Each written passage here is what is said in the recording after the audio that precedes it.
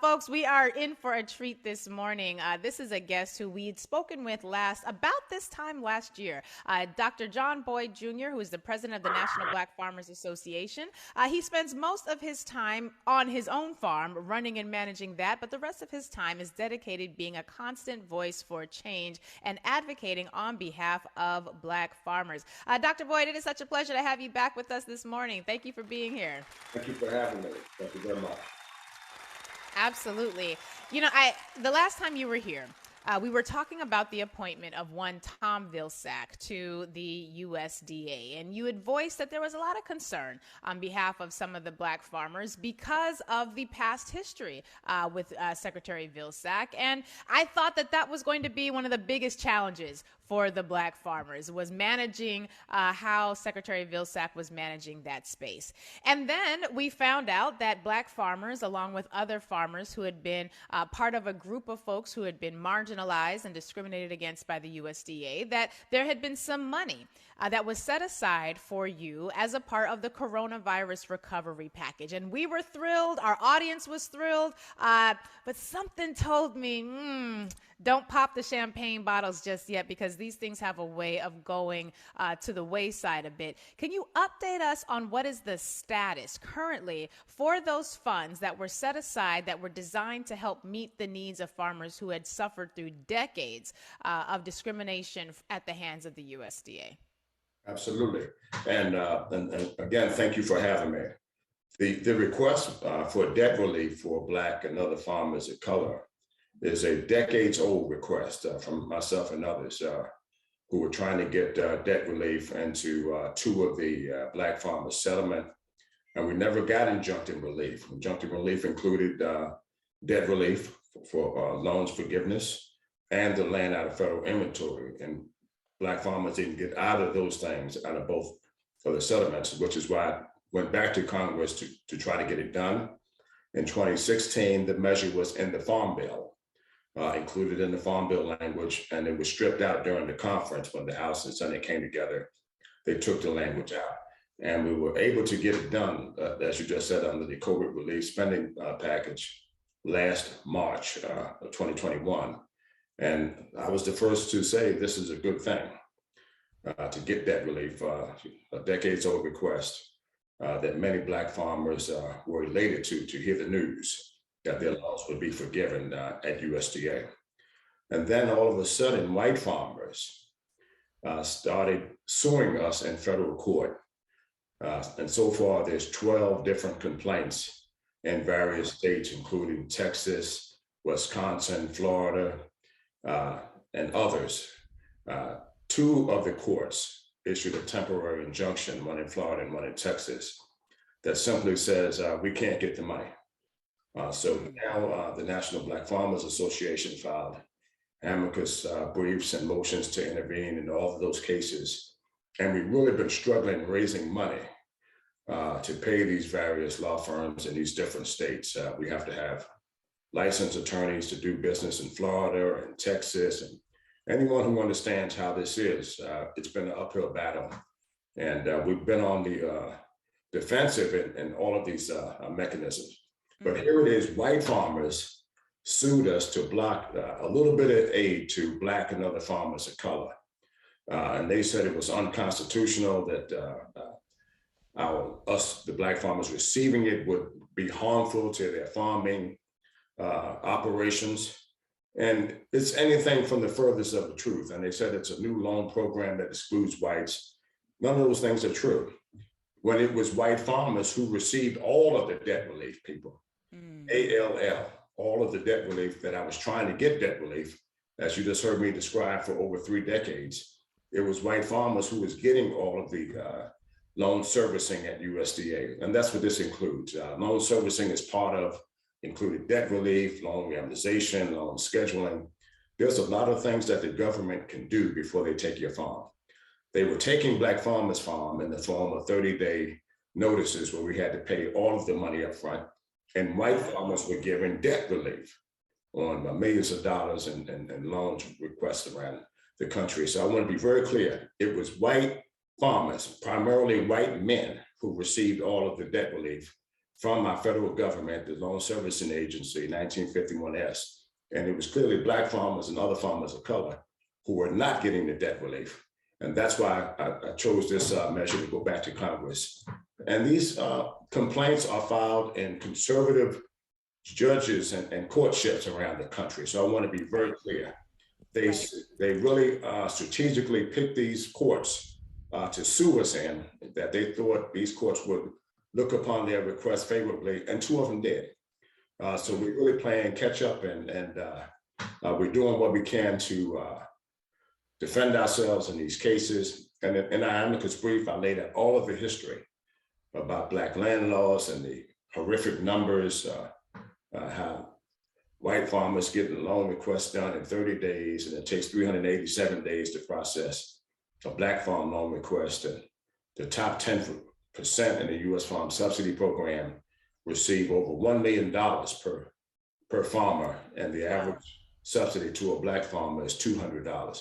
These are things that we spell. Whoa, I'm sorry. Wait, hold on now. I could not have heard that correctly. I have to pause you. I could not have heard that correctly. You said the average amount of debt relief to white farmers was $1 million, but the average amount to Black farmers was $200 American dollars? $200 in the U.S. Farm Subsidy Program. And I want to be clear what subsidies are. Subsidies is simply a grant from USDA to farmers.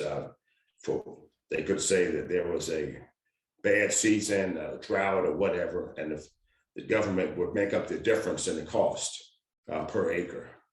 The top 10% of recipients in the U.S. Farm Subsidy Program receive over $1 million per farmer. The average subsidy to a Black farmer is $200. So I want to be very, very clear here what's going on. So those are all of the subsidies put together, and those are the statistics. And that's why it supports what I said at the top of the hour. It was white farmers who got all of the debt relief, and it was the Black farmers who didn't. We got farm foreclosure notices, and we lost our farms at the hand of the very government that should have been giving us the services that white farmers were getting with ease. We weren't getting those, and white farmers were getting them. And here we are 30 plus years later, able to get a little bit of justice in the COVID relief spending bill.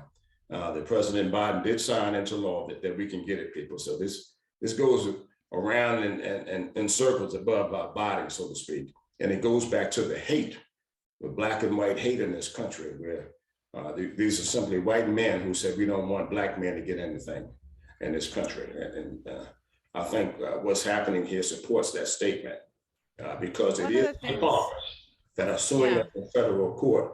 And before I stop there, over my 39-year career, I never sued a white farmer to say that he or she should not get government services that they were entitled to. I took to the courts because we weren't getting any loans, we weren't getting the subsidies. And I said, we want the same as. I didn't sue them and say, you know what, they shouldn't get anything if I don't get it too. If they qualified, they should get it. That's what the law says, people. And if we qualify, we should get it.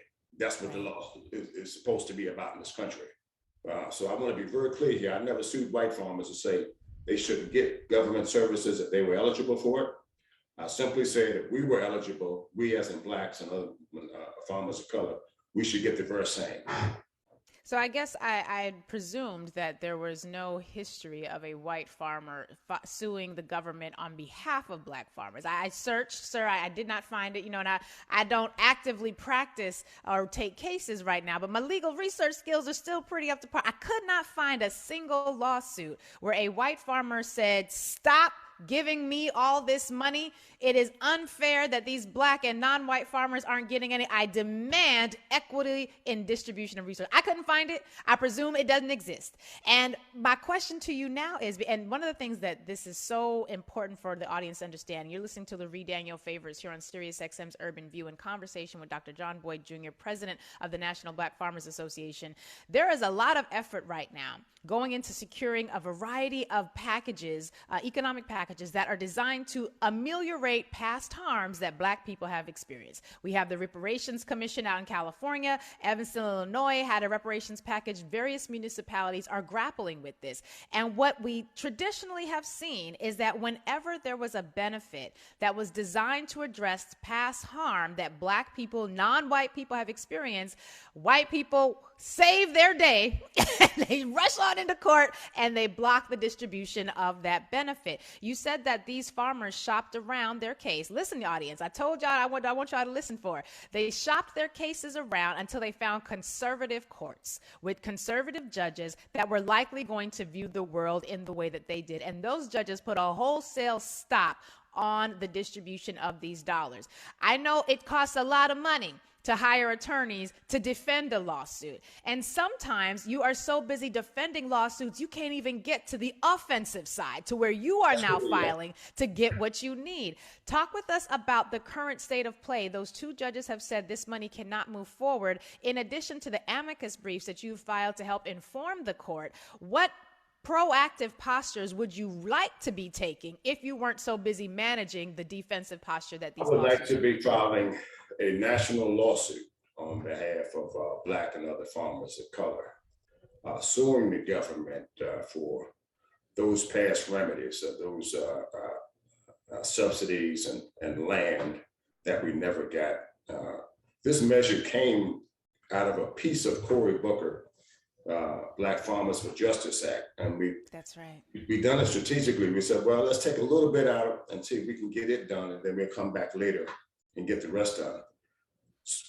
We thought it was a very small measure here, people. And we got all of this backlash.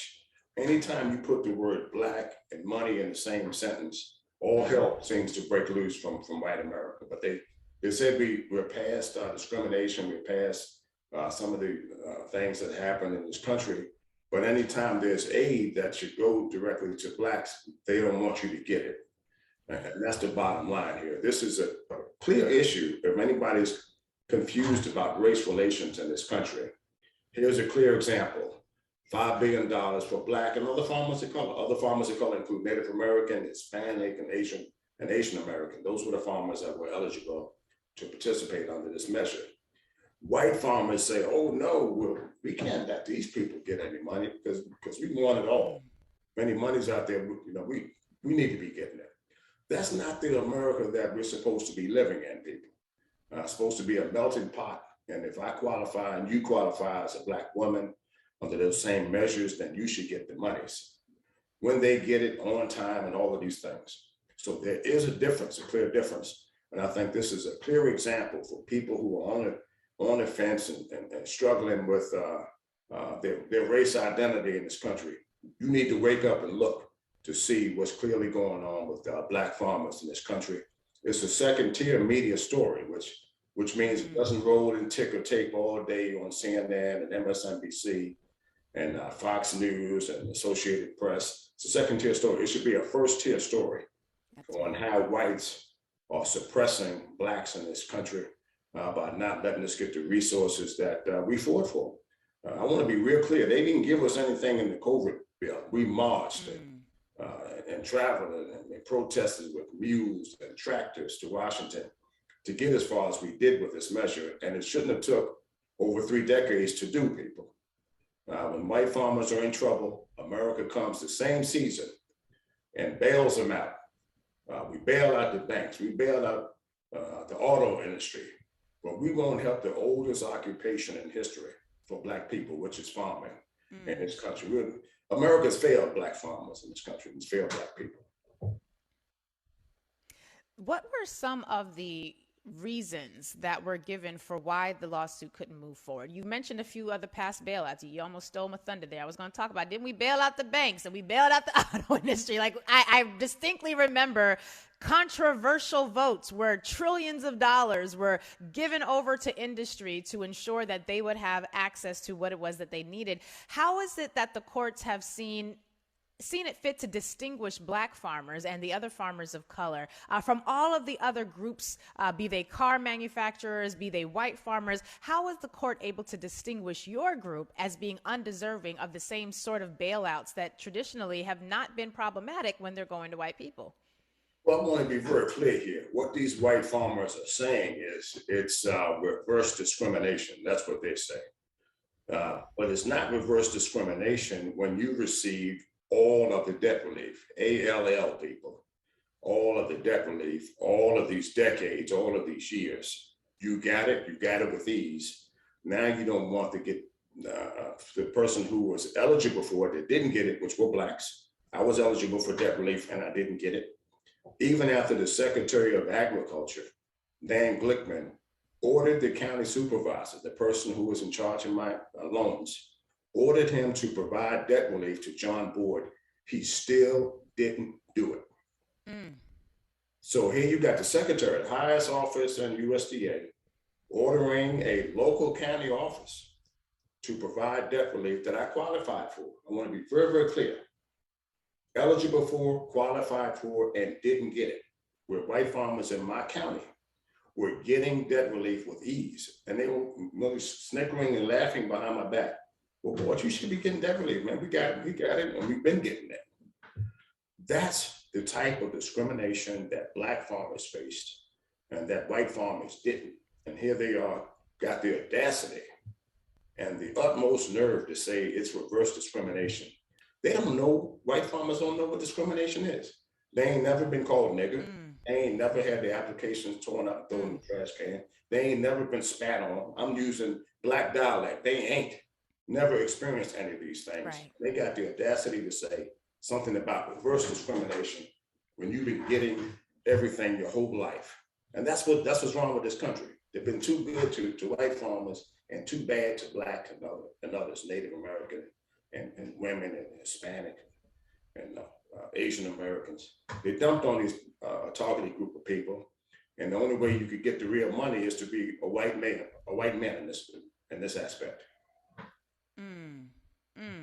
You're speaking in very plain terms, and I appreciate that. A lot of times I felt like I don't want your audience to leave and say, oh, this is something that this and that and the third. This isn't something this, that, and the third. This is Black. It's racism. And white, and it's racism, and it's discrimination, it's suppression, it's a continuation of Jim Crow, it's a continuation of the slavery ways that dominated the South, Eastern corridor of the United States. That's what this is, people. We're in a reality right now where we are not allowed to repair harm that was caused by racism, because repairing the harm caused by racism becomes racist to the people who previously benefited from the racism. That's where the courts are going with this. Y'all, I need y'all to understand how crazy this is. They're basically saying, were you racist? Yes. Can we resolve the racism? Maybe. Well, if resolving that racism means that the people who didn't benefit before now get to benefit, we can't do that. That's racist. So this is sort of where the courts are. And so when we're thinking about Black farmers, and canaries in the coal mine is a concept Lonnie Grenier really popularized, and I think it's extraordinarily important. What the Black farmers are experiencing is setting up a template for every other relief package that people are attempting to fight for right now that is designed to address past issues of race. And so in just a few minutes we have left, I want to be clear. I believe the National Black Farmers Association is a 501c3. Is that true, sir?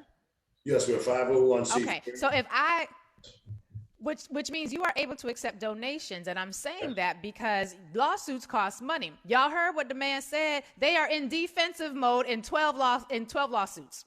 In 12 lawsuits, they are fighting for the lives of Black farmers. Black farmers are facing eviction notices, 30 days of eviction notices. They're skipping past all of the other layers of intervention that they should be going through before they get to the foreclosure phase. We need to be able to fund your ability to fight these lawsuits, not just in the defensive posture, but then so that you can affirmatively and proactively pursue your claims as well. So if people are interested in supporting the work that you all are doing, where should they go? How can they connect with the National Black Farmers Association and follow up with your fight for equity?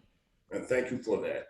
We have two websites, blackfarmerswithas.org and National Black Farmers Association with the S, National Black Farmers with the S, association.org. So we have two websites. They can click the link to donate, and we need the support. We need it now. And we need for the Black community to get behind the Black farmers movement, understand it, support it, and speak about it like you're doing in a courageous way from the microphone and educate our communities, the pulpits, through civic groups and meetings. This would be a top discussion around the United States. Yes. What's happening with our Black farmers. Every Black person in this country is only 2 to 3 generations away from someone's farm. So don't be too proud to support our history, your heritage, and our future, people. This is my livelihood, and I speak about it with passion. I love what I'm doing. I'm good at it. And I'm a 4th generation farmer. I was taught by the best farmers. My daddy, John Board Sr., and my grandfather, Thomas Board, and Lee Robinson. These guys were skilled farmers, and they were able to raise 15 children on one and 10 on the other. And they didn't do it by being unskilled farmers and poor farmers. They did it by being great farmers and master farmers. So we're asking you to support our history, our culture, and our way of life, and what's affecting Black farmers right now. I am so glad you were able to spend some time with us this morning talking about this. You have an open seat, sir, because this is an issue that really should be, as you said, top tier, but it's going to be top tier here because this is not only pivotal for what we're experiencing as a people, it is a model for how these attacks are set up, and they do it every single time. And we have got to be able to speak truth, not just to power, but speak truth to action. Every single one of you all right now listening, you already have the 5 Calls app in your phone. You need to make good use of that and tell them to support the Justice for Black Farmers Act that Cory Booker has put forward. Reach out and speak to your elected officials. Where do you stand on the support for Black farmers? Their resources that were set aside for them have been held up by the courts. What are you doing right now to make sure that those resources are freed up so that these very deserving, more than deserving, people who have been discriminated against for decades are finally able to be put to right? Dr. John Boyd Jr., it is such a pleasure to have you here. Please keep us posted and updated on your fight, on your battle. You have an open seat here. This is a topic that we will make first tier. Damn what everybody else doing. I don't know what's on their ticker tape, but I know that we need to have our own ticker tape for our own issues. So thank you for being here. Before I go, I'd like to people to listen to the song KJ Marley called The Land. That's on our webpage. Download that song and play it, and the children should love it too. So please circulate that song. It's called The Land by KJ Marley. All right, Brittany, let's get that. Let's have that playing on our way out.